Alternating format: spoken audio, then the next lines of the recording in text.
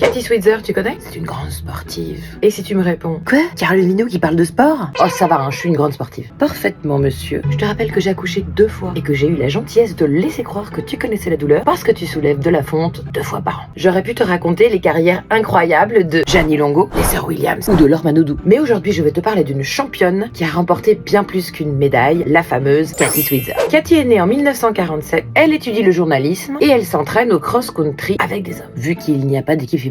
Et elle connaît l'histoire de Roberta Gibb. Mais toi tu la connais pas. Roberta Gibb, elle a couru le marathon de Boston, mais habillée en homme. Elle avait piqué un sweatshirt et un bermuda à son frère. Ensuite elle s'est cachée dans les buissons en attendant le départ du marathon et elle s'est élancée peu de temps après le départ comme ça, entre les mecs. Elle voulait pas se faire remarquer. C'est pas qu'elle veut pas payer les frais d'inscription, Roberta, c'est qu'elle peut pas. Pas parce qu'elle est pauvre. Non. Parce que c'est une femme.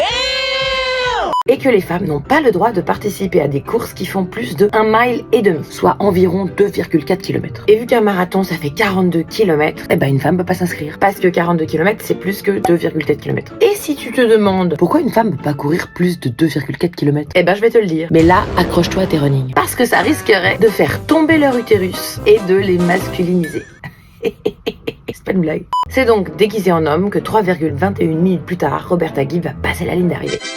Aucun utérus n'est retrouvé sur la piste. Aucune testicule n'a poussé entre ses cuisses. Mais officiellement, elle n'existe pas, car elle a pas de dossard, parce qu'elle est pas inscrite. Parce que c'est une femme. Alors l'année suivante, en 1967, la fameuse Cathy Switzer, C'est la meuf dont je veux vous parler. décide de courir le même marathon, mais officiellement, donc avec un dossard. Et pour ça, elle s'inscrit en utilisant uniquement les initiales de son prénom, KV, Catherine Virginia. Et donc à 20 ans, le 19 mars 1967, la Cathy, elle se présente au marathon de Boston sur la ligne de départ avec son entraîneur. Elle ne porte pas de fausses moustaches, mais son plus beau rouge à lèvres et le dossard 261. Ouais, elle a une sacrée paire d'ovaires. La Cathy. Mais très vite, les organisateurs la repèrent et tentent de l'arrêter et de lui arracher son dossard. Mais son entraîneur et son compagnon repoussent les organisateurs à coups de coude dans ta face. Pim, pim, pim. En fait, c'est des coups d'épaule. Mais ça marche moins bien. Cathy réussit donc à terminer le marathon de Boston en 4h20. Ce qui est moins bien que Roberta Gibb. Mais c'est officiel. Donc pas de médaille, mais la une de tous les journaux du monde entier. Ce qui n'empêchera pas la Fédération américaine d'athlètes de la disqualifier. Bah oui, parce que les femmes n'ont pas le droit de courir le marathon. Mais ma Cathy, c'est une battante. Alors elle va militer pour les coureuses. Et grâce à ses efforts, le marathon de Boston s'ouvre enfin aux femmes en 1972.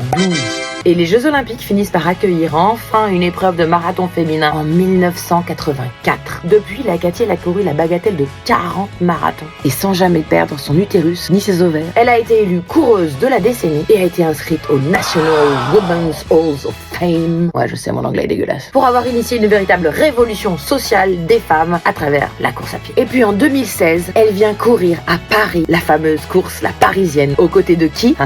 Devinez? Roberta Gibb? Non. Brigitte Macron. Non. Bibi.